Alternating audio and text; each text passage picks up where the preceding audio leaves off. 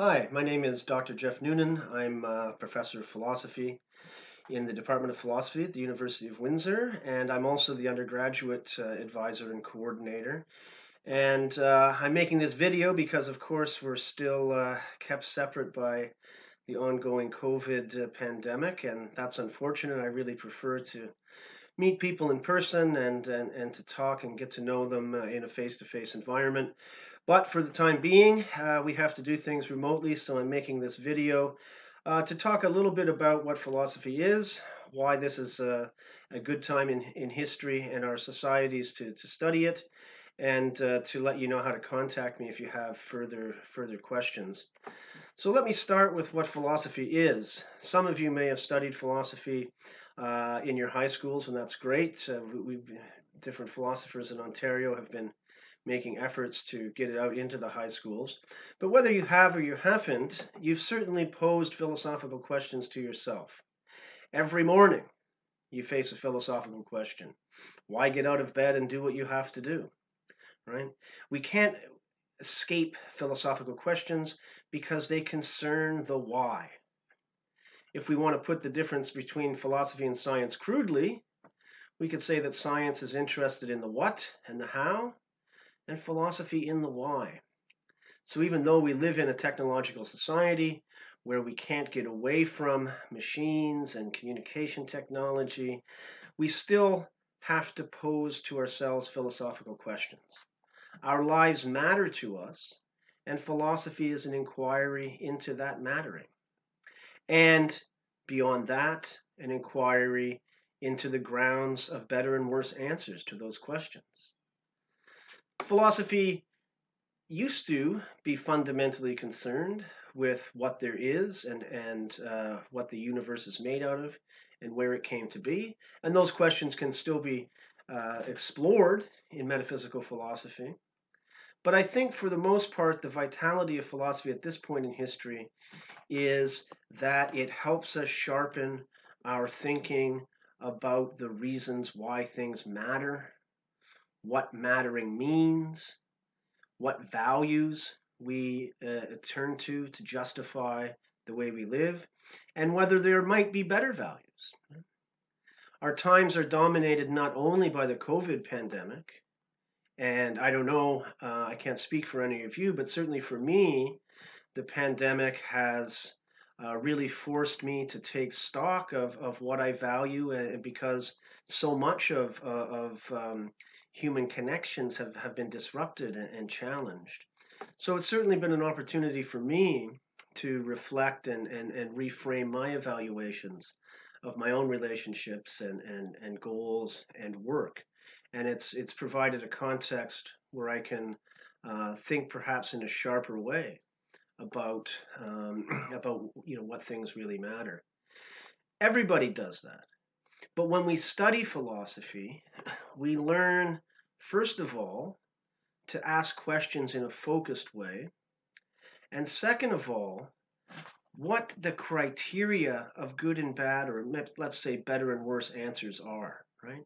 Now, since these questions are fundamental to being a human being, learning how to pose them in a more focused way and learning how to evaluate them in a rigorous and non-dogmatic way is vitally important. I mean, how can anyone get through life without posing these questions? And if we have to pose the questions, then we should want the best answers we can give. Now, philosophy doesn't give simple answers. Sometimes people say, well, that's philosophical, meaning that's just one's opinion.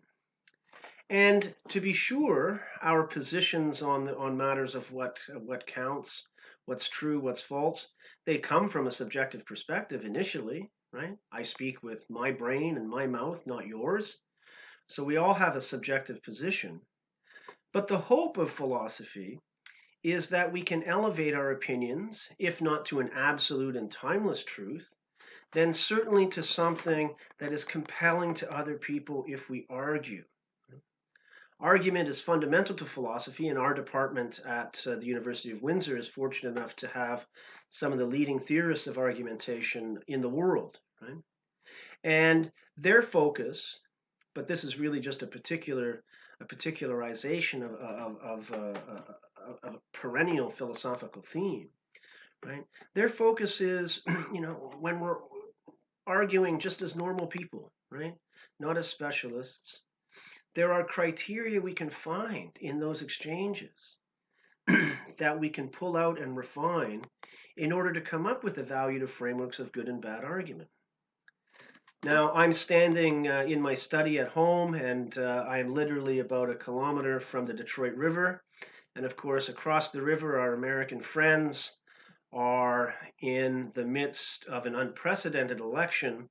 But that election is unprecedented because of the extreme opposition and conflict in American society right now. Conflicts between Democrats and Republicans, conflicts over the legacies of racism and how to overcome it. And philosophy intervenes in those sorts of conflicts too. The hope is that if we can find criteria that we agree to that distinguishes the better from the worse argument, we can resolve our differences reasonably and without violence. Right? Certainly, human history has known a great deal of violent resolution of conflict, right? But we're also rational creatures. We can talk to each other. We can understand that there are political differences. We can understand that there are histories of oppression, and we can understand what's wrong with that. And if we can reach those kinds of understandings, then perhaps we can change our institutions in ways that improve everyone's lives without having to destroy other people as enemies. But that requires a commitment from all parties to dialogue, to listen, to make claims that you support with evidence and reasons. And I think we all know that that type of commitment to a reasoned exchange of ideas is often lacking. So people sometimes wonder, what do you do with a philosophy degree? You pose the most important questions better, more focused way. You discover criteria to evaluate answers, and you learn to listen. I don't know how much more important an ability human beings have than to listen. And we underestimate the value of listening, right? Especially in an age of social media, you can just broadcast yourself, right? I'm going to put this up on YouTube in a couple of minutes, and I can stick it up there, and I don't have to be responsible for anything I say, right? But philosophy asks us to take ownership of what we say, to be responsible for it.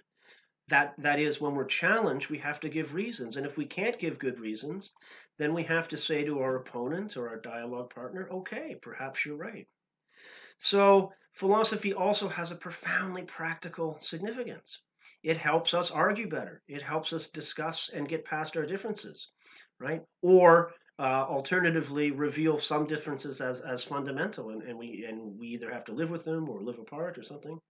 Right? But it's certainly not some ivory tower pursuit disconnected from real life.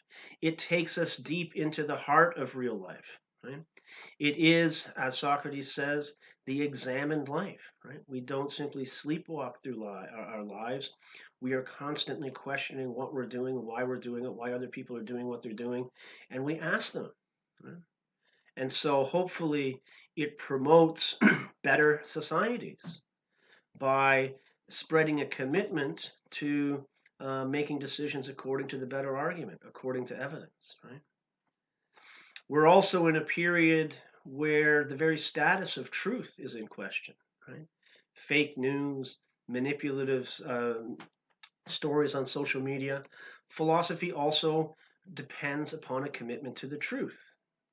Now, if you do end up majoring in philosophy, you'll realize that the problem of truth is a very complex problem. It's not as straightforward as we might want to think, right? But even a critical inquiry into the meaning of truth and what its conditions are presupposes a commitment to truth, right? So that factors into our ability to argue. If we're committed to making arguments that are true, even in a very general sense of well supported with evidence, right? If we're committed to the truth and not to our own perspective, then we can be open to counterpositions. We can be open to others who disagree, and we can yield when we don't have the best facts and evidence on our side. Of course, you probably have more practical questions. Can I find a job with a philosophy degree? The answer is yes. And you can go to our website. If you go to the university website, www.uwindsor.ca, and just click through the different programs, you'll come to the philosophy page. We have lots and lots and lots of students who've gone on to do lots and lots of different things. Law school, some have gone on to do PhDs and become professors. Some have worked for the government. Some, uh, work in business. We've had people go on to do MBAs and start businesses. We even have somebody who's a personal trainer, and in fact, I think he is the Ontario powerlifting champion. Weightlifting.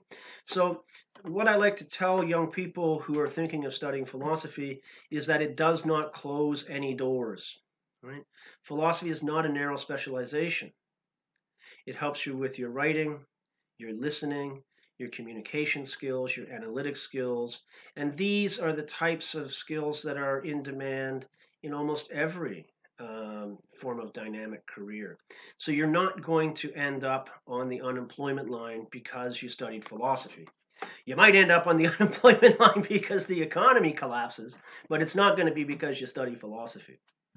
Furthermore, philosophy can be studied conjointly with almost any other discipline. We've had people who do combined honors in math and philosophy, physics and philosophy, chemistry and philosophy. We have all kinds of students who combine their philosophical studies with psychology, political science, English literature, history. You can connect it to almost anything, right? Because philosophy is inquiry into the objects of experience, right, and our world at the deepest level, right? So every discipline presupposes philosophy in some way, right?